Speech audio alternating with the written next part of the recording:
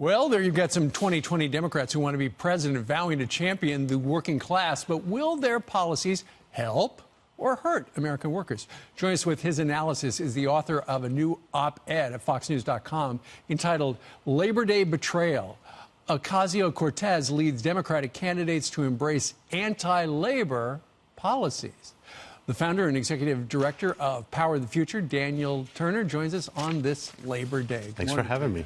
Okay, so what you did was you looked at, they're talking about helping the working man, the blue-collar employee, but are their policies really helpful to them? Yeah, exactly. And if you work in the blue-collar industry, the people that Joe Biden claims to represent, what do you think of this cabal of people running for the 2020 nomination and the policies they are presenting? If you are a blue-collar worker, I work for an organization that advocates for fossil fuel industry. If you're in coal, oil, gas, fracking, every one of these candidates is saying not only are we going to make your job impossible, a lot of them will become illegal under a Green New Deal. Well, let's talk a little bit about Joe Biden, former vice president. He has suggested let's ban offshore oil and gas drilling. So how's that going to help the little guy? Exactly. And these are hundreds of thousands of people. These are not ethereal ideas. These are people who are going to lose their jobs. Their jobs will become illegal. When someone like Bernie Sanders says by the year 2030 we will not have fossil fuels, well, more than 10 million people directly and indirectly work in the fossil fuel industry.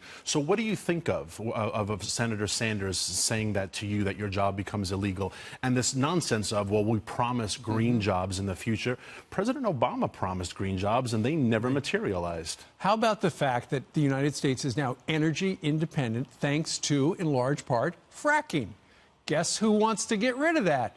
Elizabeth Warren. Yeah, on day one, she said she will make it illegal on federal lands. Bernie wants an out-out ban on it completely. Why do they say fracking is bad? You know, fracking has this, it's like the boogeyman of people who do not understand how the energy industry works. Does it go back to they turned on the faucet and they were able to light it on fire? And a lot of those things were all Hollywood stunts that were done for movies. But think, right now in America, we have over 1.7 million fracked wells.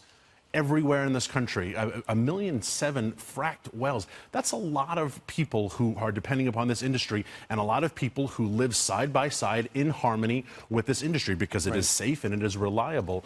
We have this terrible hurricane that is bearing down on America. We have Iran seizing tankers in the Straits of Hormuz. And look at the price of oil right now in America. Look at the price of gasoline in America. It hasn't been this cheap in a very long time. And that's because we're energy independent. And that's because men and women, these blue-collar people the Democrats claim to want to represent, are working in these blue-collar jobs every day, and they deserve respect. Okay, so fracking is helping to keep the price down. You get rid of fracking, the price of our gasoline goes up. Exactly. And with this promise of we're going to invent all this green technology that will be the panacea, but it's been proven to not sustain our life the way we currently live it. Daniel, famously, I think Bernie Sanders was co-sponsoring AOC's Green New Deal, or one of the supporters. He's since come out with his own, with a price tag of close to $16 trillion. Who is that going to impact? Yeah, exactly. This is just an absolute cash giveaway to really green cronies. If you remember, Barack Obama passed this huge green stimulus, and he gave Solyndra $500,000. How'd that all work out? Didn't create a job, didn't produce anything. So if Bernie's going to do this on the scale of $16 trillion, maybe we should all just quit our jobs and form a fake Solyndra. Well, there you go. Something to think about on this Labor Day. Daniel Turner, thank you very much, sir. Thanks for having me. Pleasure.